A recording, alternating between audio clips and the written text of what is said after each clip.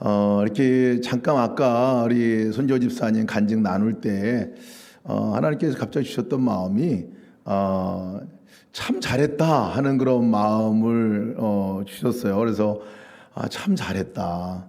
하나님께서 함께 하시고 인도하시는 삶 가운데 살아가고 있는 그 삶 자체가 가장 어렵고 힘든 삶 가운데서 그렇게 살아가고 있는 자체가 얼마나 잘한 일인가 하는 것에 대해서 마음을 주셨는데 우리 서로에게 이 이야기를 꼭 해줬으면 좋겠다는 마음이 듭니다. 그래서 우리 옆에 분들 아마 온라인으로 예배 드리시는 모든 분들 가족들이 계실 것 같은데요.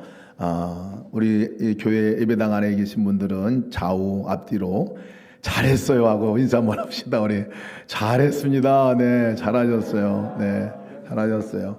하나님과 함께하는 이 삶을 살아가는 게 가장 잘한 일이라 그렇게 여겨집니다. 성경 이야기 가운데서 가장 좀 이상한 이야기이기도 하고 가장 슬픈 이야기이기도 한 이 장면을 꼽으라면 아마 출애굽기 32장이 아닐까 싶습니다. 지난주에 우리 홍정호 목사님께서 말씀을 전해주셨던 본문의 말씀입니다. 금송아지 앞에 나와서 금송아지를 만들고 금송아지에게 모든 백성들이 절하고 여호와 하나님이다 라고 이름 부른 이 일이야말로 가장 이상한 일이고 가장 안타까운 일 가운데 하나일 것입니다. 왜냐하면 그 시기가 어느 시기였느냐면 결혼식으로 말하면 결혼식을 베풀고 함께 와서 마치 결혼 서약식을 쓰고 있는 그때에 이제 다른 사람에게 결혼하겠다고 간 케이스가 이 케이스이기 때문에 그렇습니다.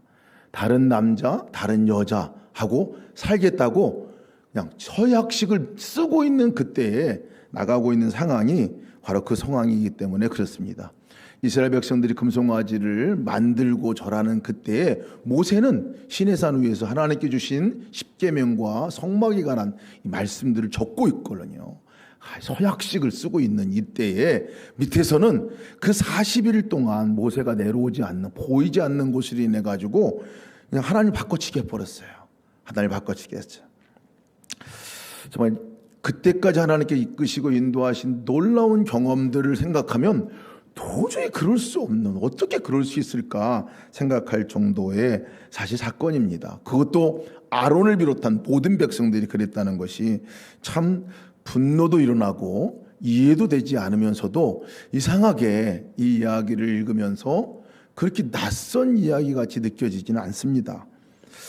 그런 것은 저의 모습도 정말 그럴 때가 너무나 많기 때문에 그러합니다. 특히 하나님과의 관계에 있어서는 그렇습니다. 만약에 사람 간의 관계 속에서 그래서 벌써 끝나도 몇 번으로 끝날 관계인데요. 하나님의 관계 속에서도 그렇게 많은 하나님의 사랑을 보여주셨고 그렇게 많은 은혜를 보여주셨고 정말 돌아보면 어쩌면 그렇게 하나님이 살아계셔서 그렇게 세심하게 나의 삶을 인도하셨지 나를 사랑하시지 하고 있다가도 이렇게 보이지 않고 환경과 여건이 조금이라도 안 좋아지고 상황이 바뀌어지면 금세 언제 하나님이 계신 양, 하나님이 전혀 계시지 않는 양 살아가고 있는 나의 모습, 그리고 하나님이 아닌 다른 것을 빨리 바꿔서 그것을 하나님을 섬기는 것 같이 섬기고 있는 그 모습을 제 안에서도 발견하기 때문에 그렇습니다. 우리 성도들의 삶 가운데서도 아마 이 부분들이 우리가 점검해 보아야 할 내용 가운데 하나가 아닐까 싶습니다.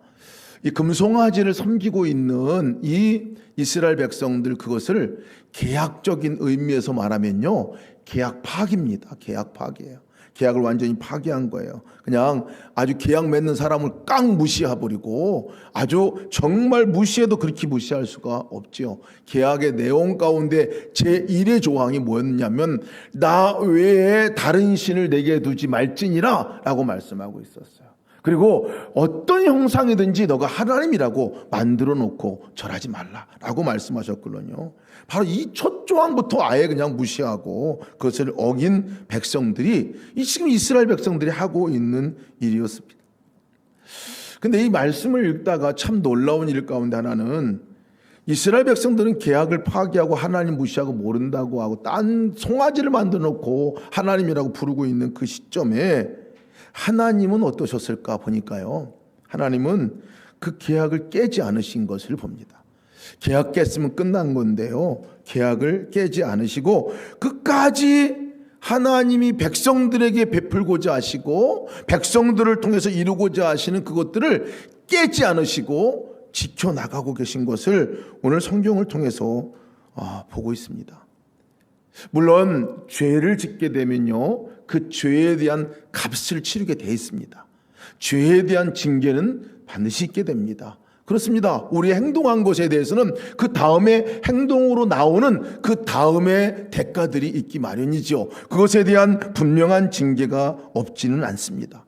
그것은 당연한 일입니다. 그런데 진짜 중요한 것은 그 징계와 그 죄값을 지불하고 치르는 것들, 그것 당연한 건데요, 그 가운데 관계가 깨어진다면, 관계를 정리했다면 완전히 끝장날 일인데 주님께서는 계약을 파기하지 않으셨다는 거예요.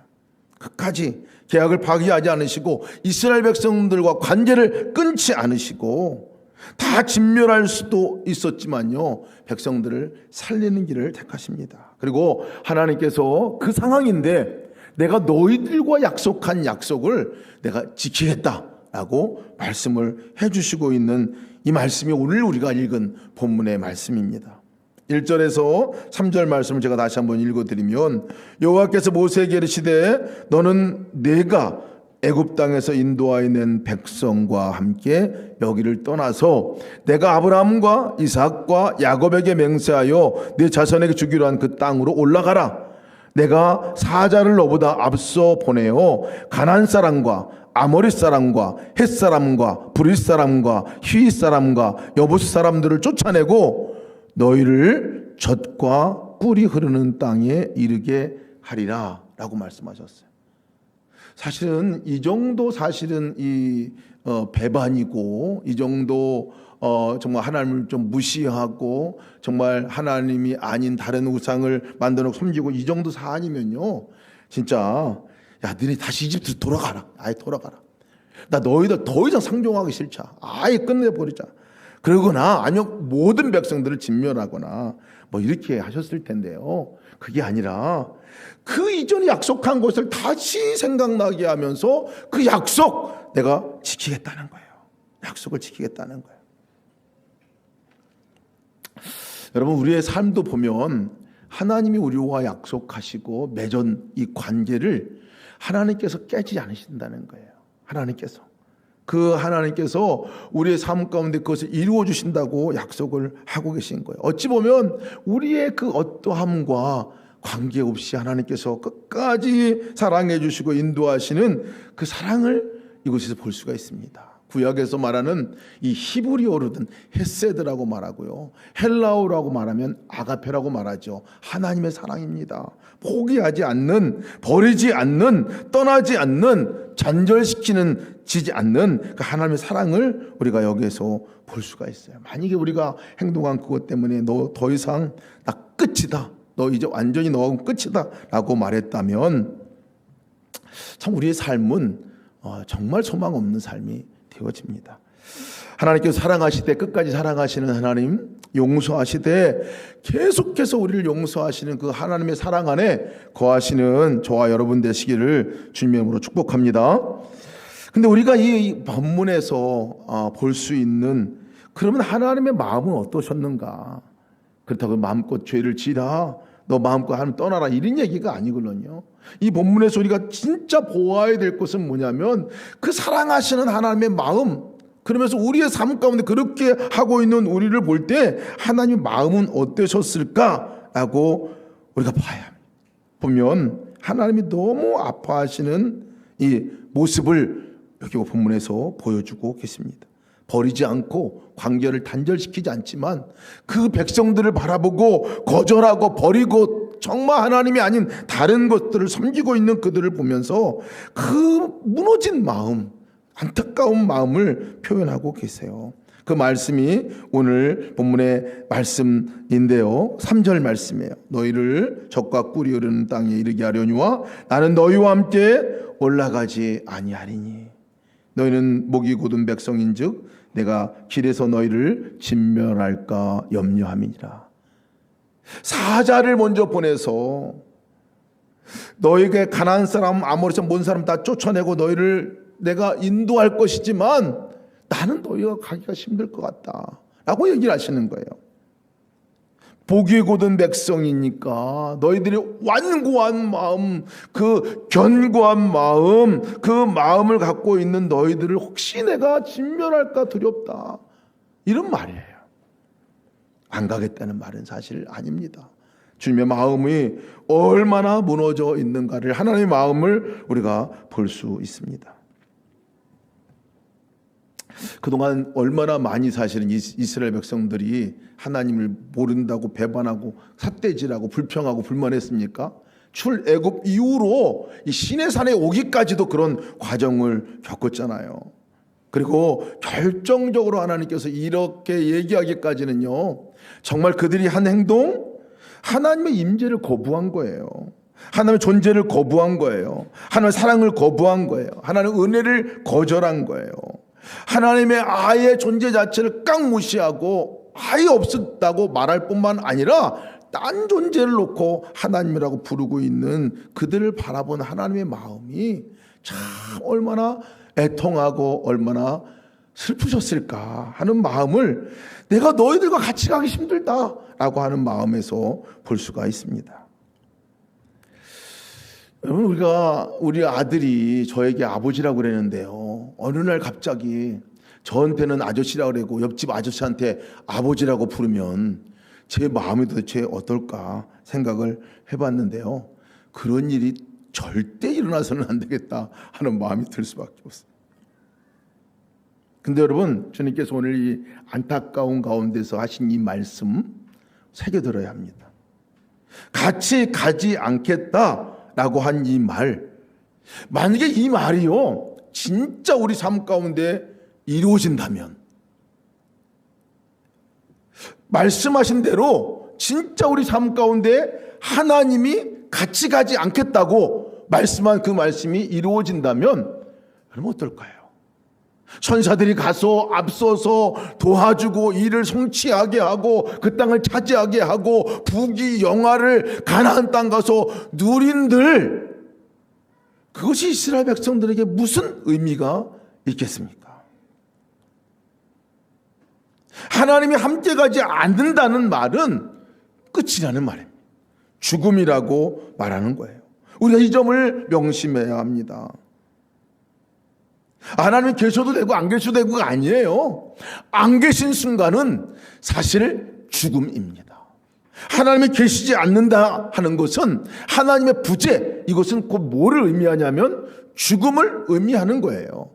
아무리 풍요로운 것들이 우리 가운데 있어도, 아무리 삶이 잘 되어지더라도 하나님의 부재, 이것은 죽음이에요. 여러분, 우리 목자와 양의 관계로 우리가 하나님의 관계를 얘기하잖아요. 너무나 간단하게 우리가 이해할 수 있어요. 양의 존재는요, 여러분, 양은 목자가 없으면 죽은 존재거든요. 시력이 마이너스 10이래요. 양이 1m나 2m 정도밖에 앞을 바라볼 수가 없어요. 앞을 못 보는 존재예요. 어디에 풀이 있는지 어디에 물이 있는지를 모르는 존재가 양이에요. 먹거리 먹는 거 몰라요. 어디가 낭떠러지는지도 몰라요. 어디로 가면 죽는 대로 가고 있어도 그렇게 가는지도 모르고, 이리가 와도요, 이리가 와도 이 좀 떨어져 있으면 하나님인가? 목자인가? 하고 쫓아가는 게 이 양이라는 거예요. 안 보이니까. 넘어지면 일어설 수 없는 존재가 양입니다. 여러분, 양을 잘 보셔도 알겠지만 털복숭이 이렇게 큰 게 넘어지잖아요. 다리가 쇼다래요. 일어날 재간이 없어요. 다른 것들이 공격해 오면요, 여러분 어떻게 버틸 수 있나요? 발톱도 여러분 자세히 보고 뛰어다니는 다리 보면 도망도 못 가고 공격도 못 하는 게 양이에요. 양은요, 그냥 우리가 목자 대신 주님, 우리가 나는 양이요라고 이렇게 얘기하는데요, 양의 존재는 목자가 없으면 죽음이에요. 그 의미는 죽음이에요. 죽음. 목자의 부재는 양의 죽음입니다. 하나님의 부재는, 우리 삶 가운데 하나님의 부재는 우리의 영혼이 죽는 거고요, 우리 삶이 죽음이라고 말할 수 있는 거예요. 모든 것이 다 있어도 하나님이 없으면 죽은 거예요. 끝난 거예요. 모든 것이 다 그러나 끝난 것 같아도 나의 삶 가운데 하나님이 계시면 끝난 게 아니에요. 모든 것들을 갖고 있는 거죠. 하나님이 떠나시면 끝난 거예요. 하나님이 안 가시면 끝난 거예요. 그러나 절망 가운데 세상에 소망이 없어 보여도 그 가운데 하나님이 계시다면 그분이 인도하실 것이고, 그분이 구원하실 것이고, 그분이 일으켜 세워주실 것이고, 그분이 나를 보호하실 것이고, 그분이 나의 삶 가운데 먹이고 입히고 인도하실 것이라는 사실을 우리가 기억해야 합니다. 하나님의 어떤 심판보다도 정말 가장 두려운 일은, 만약에 하나님이 우리와 함께 가지 않으신다면 그것은 끝인 거죠. 끝인 거예요.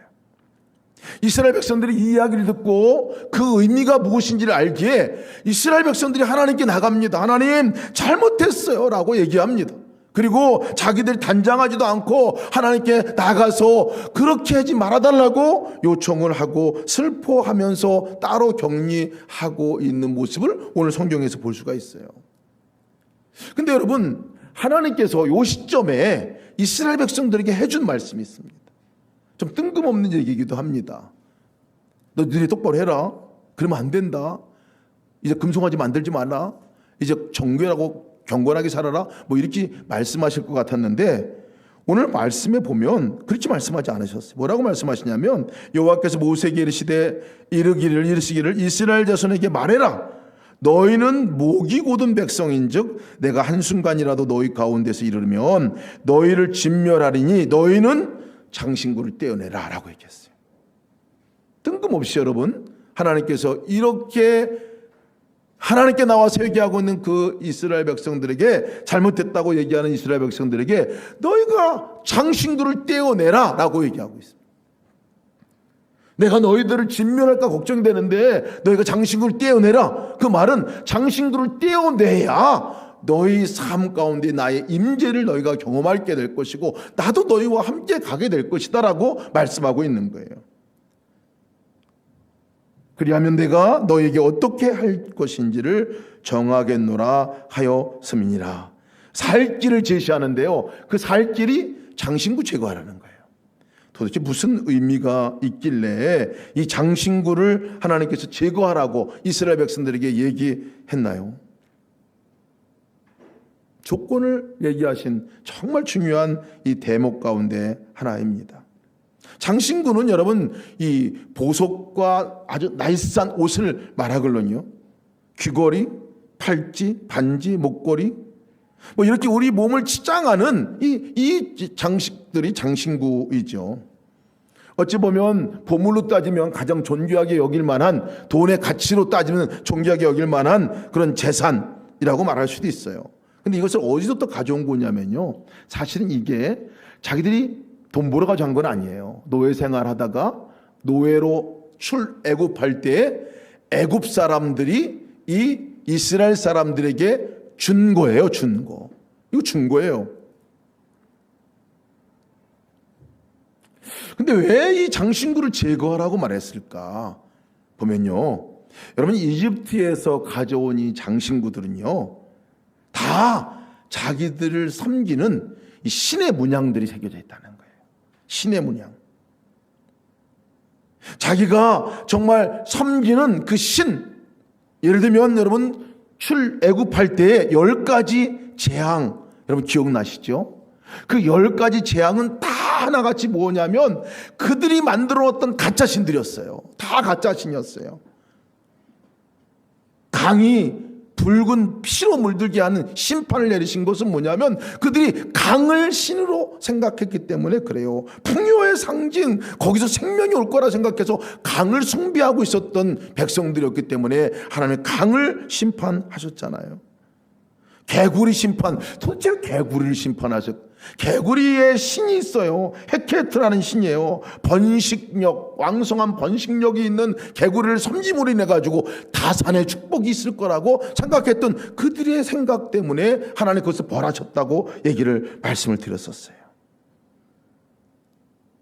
메뚜기 마찬가지예요. 엄청나게 많잖아요. 다산, 건강을 의미하는 이 메뚜기 신이에요. 메뚜기 신.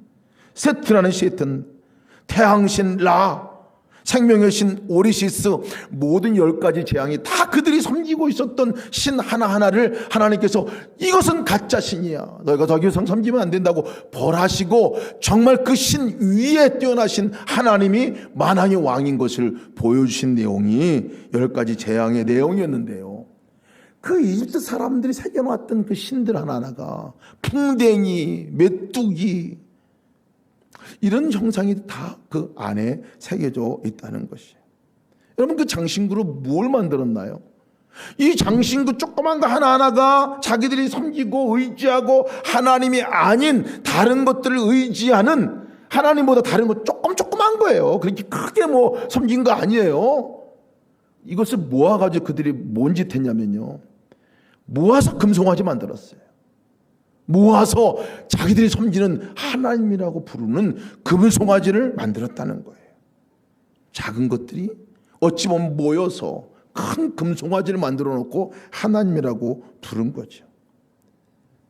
그럼 장신구를 왜 제거하라고 하나님께서 말씀하셨냐면, 하나님이 아닌 다른 것들을 의지하고 나의 삶 가운데 하나님보다도 더 의지하고 있는 것, 그것을 하나님으로 여기고 있는 것, 그런 것들 다 제거하라는 얘기입니다. 다 제거하라는 얘기예요. 금송아지를 섬기는 법은 없어요. 지금 저희가 믿음의 삶을 적어도 하나님 믿고 나가는 사람들은요, 금송아지 섬기지 않아요. 다른 신을 섬기지 않아요. 그러니까 이 자리에 왔죠. 그러나 우리 삶 가운데 조그맣게 내가 하나님이 아닌 다른 의지하는 영역들이 그 안에 있다는 것이에요. 두 번째 장신구의 의미는요, 여러분, 가장 큰 하나님이 아닌 의지의 대상이 사실 누구냐면요, 나예요. 내 자아입니다. 내 존재예요. 내 존재. 사실 장신구를 걷는 이유가 뭡니까? 나를 잘 보이기 위한 것이거든요. 다른 사람이 잘 보이고 내가 인정받고 내가 그렇게 좀 예쁘고 멋있고 그래도 사회적인 지위가 있는 이런 존재야 하고 보여주기 위해서 사실 장신구를 달고 더 예쁘게 더 멋있게 보이려고 그런 거 아니겠습니까? 장신구를 제거하라고 말씀하시는 그 내용 가운데 다른 하나님이 아닌 의지하는 대상도 있지만 가장 큰 대상이 어찌 보면 나라는 사실을 기억하게 하시는 것 같아요. 자아, 내 욕망, 내 욕심, 내 교만, 나라는 이 장신구를 제거하라는 거예요. 왜 그렇습니까? 왜냐하면 놔두면 이것이 독이 되기 때문에 그렇습니다. 놔두면 이것이 하나님이 임재하셔도 하나님을 깨닫지 못하게 하는 계기가 되기 때문에 그렇습니다. 여러분, 우리가 한 사람을 여기서 뒤집어지고 자처지게 만들 수 있는 한 방법이 있어요. 자존심 하나 건드리면요, 그냥 끝납니다. 자존심 하나 건드리면. 인정받고 싶은 이 욕구가 얼마나 우리 가운데 있는지 몰라요. 근데 이것이 다른 데는 드러나지 않아요. 그런데 어떤 현안이 부딪힐 때 드러나게 되면 참 무섭게 드러나게 되는 것을 봅니다.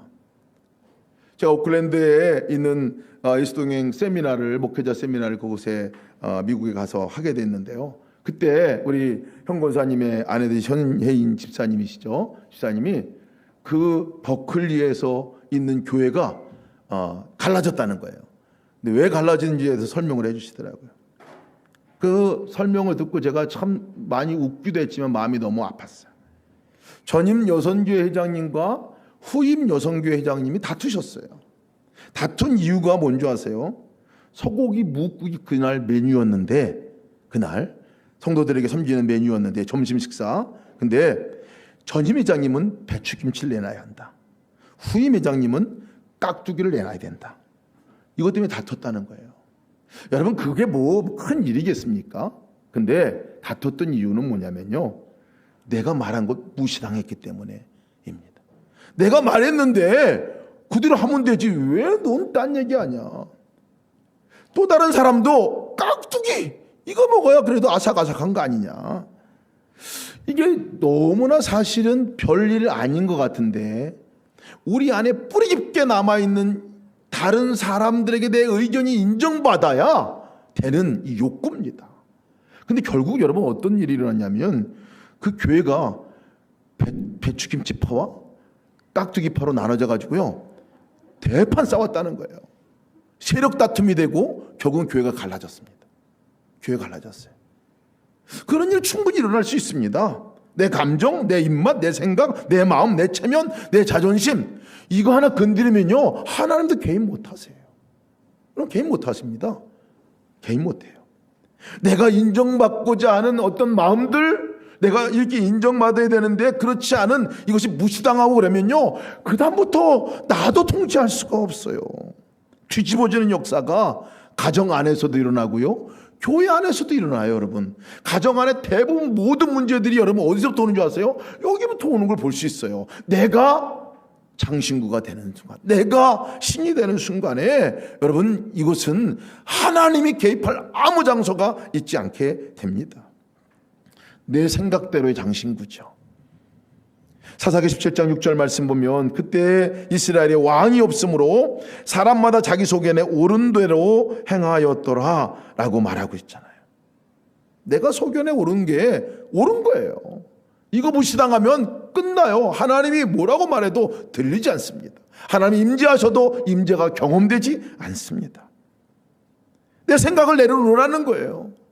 내가 옳다고 생각했던 것들 내려놓으라는 거예요. 그걸 버리라는 거예요. 여러분 이상하게 내 편 아니면 적이에요. 나 아니면 적이에요. 나 아니면 너 이렇게 돼야 되는데 너와 내가 같이 있어야 되는데 나 아니면 내 편 아니면 적이 돼버리는 게 왜 그런지 아세요? 내가 신이 되기 때문에 그렇습니다. 내가 정말 하나님보다도 더 의지할 대상이 내가 말은 그렇게 하지 않습니다. 그러나 결국은 뒤집어 보면 그 얘기입니다. 참 무서운 이야기죠. 내가 기분 나쁘면 하나님이고 뭐고 소용없어요. 이런 상태를 성경은 뭐라고 말하냐면요 완고한 상태라고 말했어요. 이 백성이 완고하다. 그렇기 때문에 내가 그 백성을 칠까 내가 두렵다 라는 말씀을 하나님께 하시는 거예요. 그래서 내가 같이 가지 않았으면 좋겠다라고 말씀하는 간절한 하나님의 바람이 거기에 있는 거예요. 완고한 마음은 이 딱딱해진 마음이라고 표현합니다. 딱딱해진 마음, 나로 똘똘 뭉쳐있는 딱딱해진 마음, 내가 하나님이 된 딱딱해진 그 마음을 완고한 마음이라고 얘기합니다. 그래서 여러분 우리가 이 장신구를 떼어내야 합니다. 하나님을 의지하지 않는 다른 의지하는 그 장신구를 떼어내야 됩니다.